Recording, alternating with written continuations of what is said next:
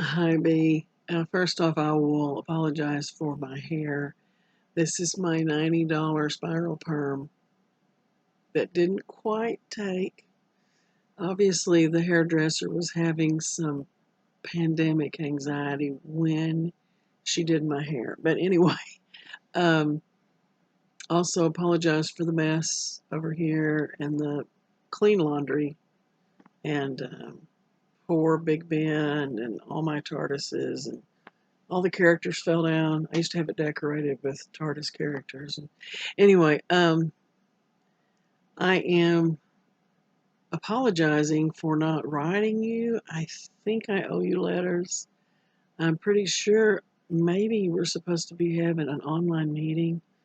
Um, the world has been absolutely insane, and as it has been for you and everyone else. And I wrote about our family traumas that we had with our beloved person being attacked and all that. So that's just an ongoing battle. Uh, she's doing well with therapy and stuff, but hey, how well can you do after that happens to you?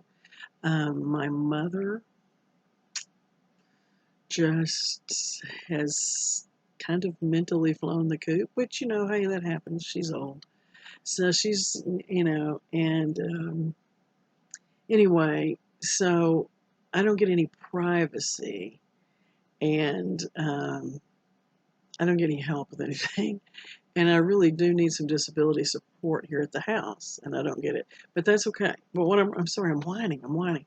Um, I wanted to tell you that I really appreciated your offer for your partner to help me in the disability area. And I don't know if there's anything she can really do. I don't even know if disability services will be functioning this summer.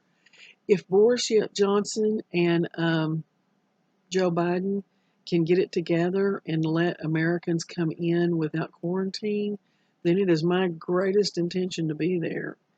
If all it's going to cost me is a ticket on an airplane, I do have some fears that when I come back, somebody will have to put my mother in a nursing home, which there isn't any point in it because she's actually in pretty good shape. She's just emotionally come undone. Um, but I'm planning on going in your house at Exeter, and the only thing I could ask for would be to be housed somewhere else. And I know the other places they're renting out rooms to tourists, but I know that they're not going to be offering them to John Ballum to give to his students. And I want to be at Exeter, and I want to be where everyone else is. So my thing is, Bunby was going to try to get me a room, I think, lower to the ground, try not to get upstairs so bad. If I have to sit on stairs backwards and push up and get up those stairs, I will, because I want to do this. Um, I think I told you that I've been working on getting to Oxford since 1983, and now I am approaching 60. I am almost 60 years old, and now I am really ticked off about the pandemic getting in the way. So, what I need to do, I think, is that I need to mail because Amazon will deliver to a continuing ed. I need to have delivered elevation wedges so that I can put my legs up when I'm not riding, um, and maybe something for riding on. I don't know. Um, I'll probably be in bed the whole time. It doesn't look like accommodations has recliners, so that's how I ride is in a recliner or in bed. I'm in bed with the phone. I use the phone when I'm in bed. I have Word on there, and then I usually Bluetooth it over to the computer, and then on the computer I will sit up in the recliner and edit and rewrite from the recliner. But there won't be recliners at Exeter. So I think it'll be important for me to have several wedges. So maybe I could prop up, on the wedges. And then I need, it's a rollator is the only thing that works for me because what I don't know, I don't have a Barbie doll here to illustrate with. But let's pretend these are your legs upside down, okay? It's like something off the MASH posters. These are my legs, and I have no circulation from the waist down. The main vein that goes up here and here, cancer caused a blockage that could never be removed, and it can't be worked on. It's so bad they can't even get the surgery equipment in that they normally would to work on people who have problems on their legs. So I can never be operated on. And they were going to remove my legs, but I worked at not losing my legs, so now I have legs. So anyway, the thing is, like, I can't stand up at the microwave for more than like a minute and a half. I start having trouble breathing, and I'll start to see spots, while the egg is cooking in the microwave. Um, so I can.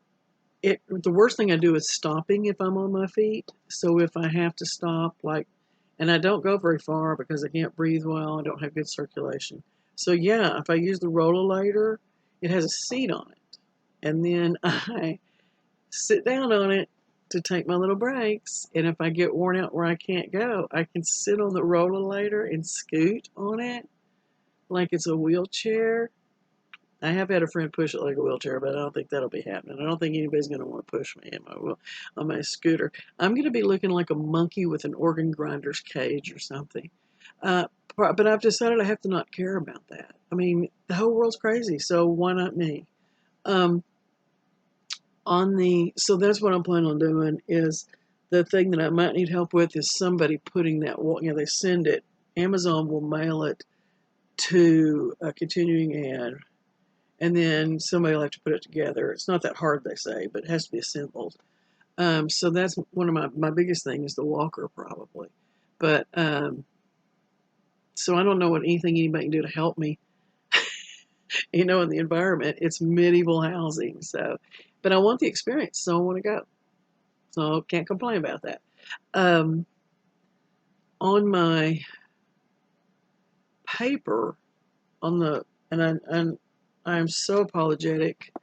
I know that sounds like I'm just whining. I really do feel bad that I think I'm supposed to have had an online meeting because I'm missing lots of those.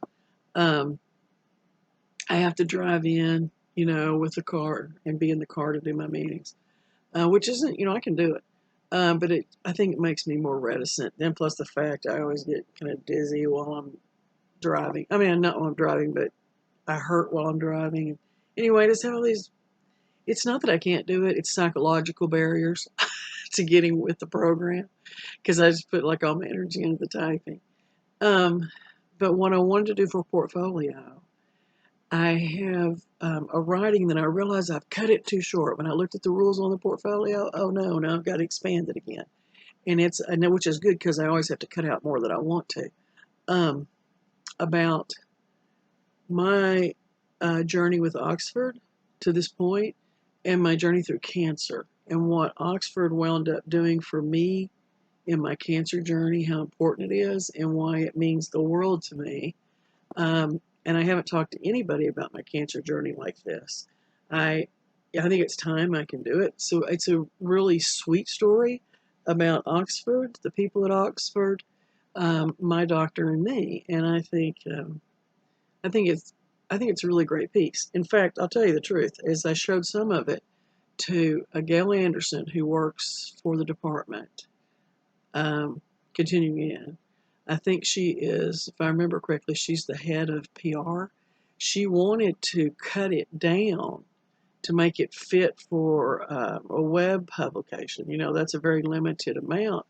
And I didn't want to cut out parts of it that she wanted to cut out. And in fact, I wanted to use it in a different way. It would have been great to have been published by Oxford on a website or in a periodical, but it was really important to me that this story be told correctly and that it's more than that web page would allow. So I have worked on that, and I had it cut to smithereens when I realized I've cut it down probably half what I should have for a portfolio. So that's good that I get to work it back up. But I keep coming back. You know how I wrote the story about the kickball story? And I keep coming back to what's actually the 3 chapters prior to the story of the kickball, because I've written the beginning of a book, several chapters. And that guy, Alan, he is central to 6th grade for me. That was the whole In fact, our whole story is kind of dynamic for all of my class, even as grown adults now. We all kind of revisit that. And even as people are passing away unexpectedly, what's really strange is that we all anchor back to that sixth grade and that incredible experience. Maybe because we were on the honor system of ourselves so much, we developed true little community. But I moved there in sixth grade, and I thought it would be a certain way, and it wasn't. It was private school, and I've been in America. Private school means you pay for it, and in public school is everybody else. And I went to private school in sixth grade, which was very. It wasn't because we were elite; we were the unelite. But we worked, we'd saved money, and I worked. I actually worked jobs starting in fifth grade in order to be able to pay to go to. I paid for my schooling. Anyway, I got put in class with him. I'd never had a seatmate before, but they had seatmates, kind of like cohorts. And he didn't have a cohort, and I didn't know why, but now I think as an adult I do because he was so honored. He was my first experience with this group that became like my friends for life. And we were young, and boys hated girls. And so, anyway, it was the story of me being put in as his seatmate and the trauma of adjusting to a new school. And this teacher whose pantyhose always matched her dress. It was just all kinds of stuff that happened. But it is true. It was sort of like a little Cold War. We were children of the Cold War. Our parents, nearly all of them, had been in the war or nurses in the war. If not, our uncles had all been. Vietnam had just, they just started bringing home Vietnam soldiers when I went there. We were the Vietnam kids. And so we thought, now, and we were college professors' children. Nearly everybody, if they weren't college professors, they were big CEOs of guys that were highly educated, children of big CEOs. And we really did talk and think like that. I mean, I have friends say, yeah, that's exactly the way that we talked and think. And people don't think I talk and think that way, but I do. Anyway, we really did think in terms of things like, we knew what Gorky Park was. We knew what a little Russian tea room was, and so I always thought of we had a little mini cafeteria, just a little mini cafeteria. They had like 4 tables in it, big giant tables, but we were a small school, but they were so seriously intent on us being prep school that even when we were young, we were treated almost like high school students. So we had that little Russian tea room, and the things that unfolded in my mind coming from public school, where the dregs of society, and I was one of those dregs, went to going over here to people who are being groomed. And what I thought would happen was totally different from what actually happened. And in my mind, I always thought absurd. As a little kid, I did in sixth grade think of absurd. But anyway, I think the tale might even be funnier or maybe sweeter. I don't know. But I've thought about taking that story, the one that leads up to the kickball, and using it for portfolio. I'm going to try to, I think, get both of them shaped up as good rough drafts. And possibly, if I'm allowed to do this, send you, well, I know I am because we're supposed to, send you both of them and let you tell me, kick this one out, it's not as good, or whatever. Or give me a hint on which way to work it. And then I'll go ahead and pick the one that seems most interesting to someone in outside culture. I'm learning that a lot of our tutorers, and I know it's Oxford's way of doing things, but when they're grading, there's been a lot of stuff. One guy didn't like Americans, and he was really upset. He loved my British people, but he absolutely hated my Americans for like 1 or 2 cultural reasons. And I thought, we're supposed to like consider the audience and then, consider the fact that this writer's from another culture. It dawns on me that if you don't know who you're reading, you don't know what culture you're from. In fact, one of the professors, who's going to remain unnamed, told me that they thought that a man had written what was there, and so they had been slightly offended by a couple of things that they thought a man shouldn't say for a woman. And then whenever he realized during tutorial, when I cropped up for tutorial that I was a woman, he said that if he had realized it, he would have given me an exceptional quality, but that he had been upset about certain things and he didn't know it was me, and if he'd known it was me, and then also from the American standpoint, then he understood why I said certain things, so being an American changed it. And I thought that's so strange that culturally, I consider that all the time, that this may be a cultural difference.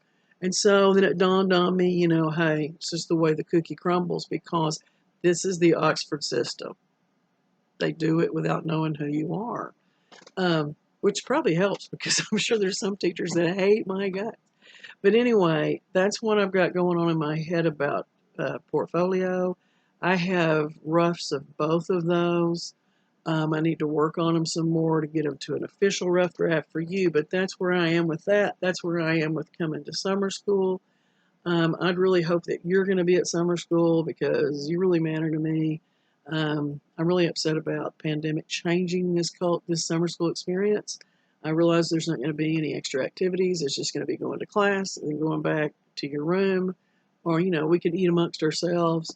But it's not going to have the splendor that summer school used to have. So, and it's not going to have the same interaction in the group of 5. Oh my word!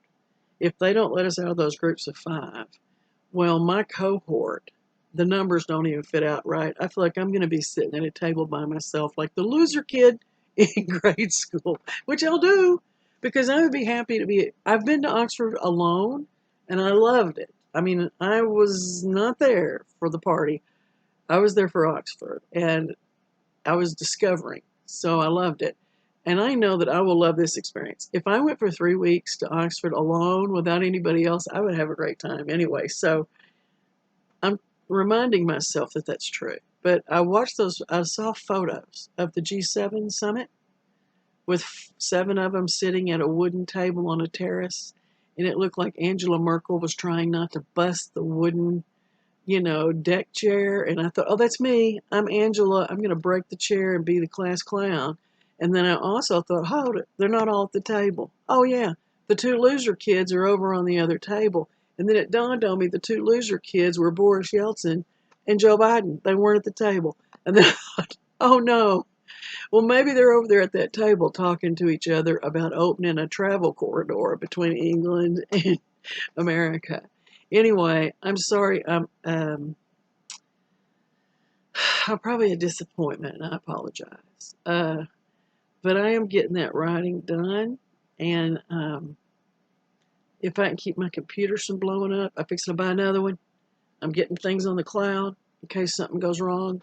But I I am in the game. I just wanted to let you know that, and I will try to be more reasonable in my communication because you're stellar. You're a fantastic tutor, and I really miss you. I wish we had kept you through several more. I wish you were my poetry teacher. Don't tell anybody I said that. I would love to have you for poetry or plays or anything else. I'm just so glad you're my portfolio person. And I'm really ticked off that we're not going to get to sit around um, like in the old days with that easy flow throughout the 3 weeks. So it's going to have to be more stilted and more scheduled. And I don't know who's going to be there and who's not. But anyway, hopefully I'll get to see you then. And I'm sorry I've gained weight.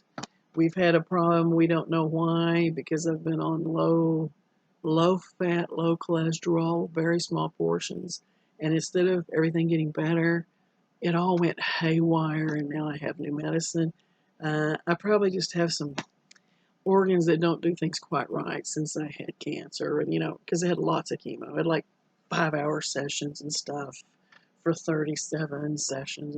But I'm in really great shape for that, and it's probably just a little byproduct. And hey, they have a pill for that. So Anyway, I'm rolling on.